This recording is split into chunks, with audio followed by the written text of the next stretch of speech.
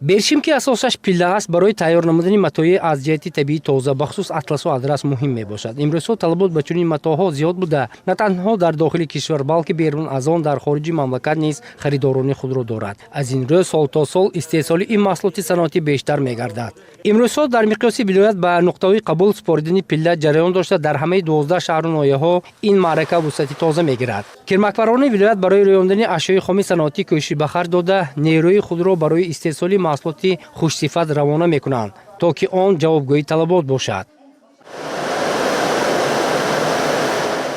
ин ягона заводи коркард ба навъҳо ҷудо ва нигоҳдорӣ омода намудани пилла мебошад, ки он дар ноҳияи Ҷабор Расулов фаъолият дорад. дар ин коргоҳ аз ҳамаи шаҳру навоҳии кирмакпарвари вилоят маҳсулоти омодашудаи кирмакпарварон қабул мешавад. чуноне ки итлоъ дода шуд, имсол ба кирмакпарварони вилоят навъи тухмии чинӣ дастрас гардид. кирмаки парваришшуда хушкзод ба ҳар гуна бемориҳо тобовар ва каммасраф мебошад. бартарии ин намуди тухмӣ дар он аст, ки дар муҳлати нисбатан кӯтоҳ омода шуда ба пиллапечӣ оғоз мекунад. ноҳияи Ҷабор Расулов минтақаест, ки сокинонаш асосан бо кишоварзӣ машғуланд. дар кирмакпарварӣ низ малаки калон доранд. соли равон ба 300 оила зиёда аз 1000 қутти кирмак тақсим карда шуда буд. Умар Арслонов чанд сол аст бо кирмакпарварӣ машғул аст. имсол яке аз аввалинҳо шуда ба нуқтаи қабул пиллаи истеҳсол намудаашро овард. мас заҳмати шабонарӯзӣ буд, ки аз як қутти 36 килограмм пилла истеҳсол намуд. иброз дошт, кирмакпарварӣ шуғли доимии мардуми мо мебошад. таҷрибаи бисёрсола имконият медиҳад, ки ҳосили дилхоҳ рӯёнда шавад.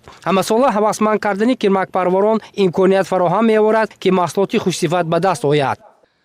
як қутти тухмии кирмак гирифта будам. 36 килограмм пилла ба даст овардам. соли гузашта ба ҳар 1 килограмм 18 сомонӣ маблағ пардохт карда мешуд. имсол бошад, он ба 20 сомонӣ баробар гардид. аз чунин ҳавасмандӣ мо қаноатманд миннатдор мебошем. назар ба соли гузашта 2 сомонӣ зиёд аст. толи 25-26 рӯз дар натиҷаи меҳнати пурмаҳсул пилла рӯёнда шуд. дар ин муддат мо тавонистем 1,5-2 сомонӣ маблағ ба даст орем.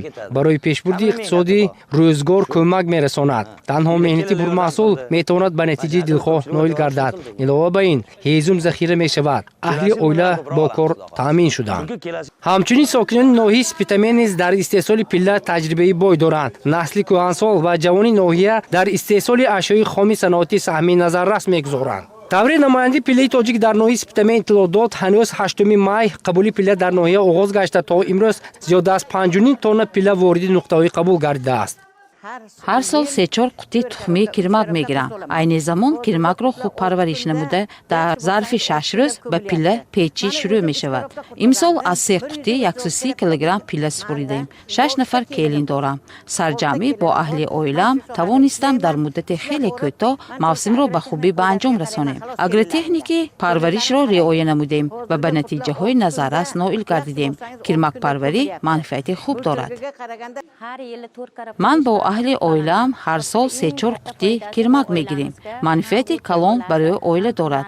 маблағи пилларо мегирем, ҳамчунин ҳезум захира мешавад. бо гирифтани маблағ камбудии оиларо бартараф менамоем. аз пилла абрешим ва матои атласу адрас бофта мешавад. натиҷаи меҳнатамонро ҳангоми пӯшидани либоси атласу адрас мебинам. ҳукумати ҷумҳурии Тоҷикистон ҷиҳати рушди соҳаи кирмакпарварӣ ва шоҳиву атласу адрасбофӣ барномаҳои махсуси соҳавиро таҳия намуда, аз рӯи он барои кирмакпарварон имкониятҳои заруриро роҳандозӣ менамояд. соҳаи кирмакпарварӣ ва коркарди пилла аз ҷумлаи ҳунарҳои қадимтарини мардуми тоҷик ба шумор меравад. кирмакпарварӣ хусусияти мавсимӣ дошта, тибқи анъанаи мардуми тоҷик қариб тамоми аъзои оила ба он машғул мешаванд.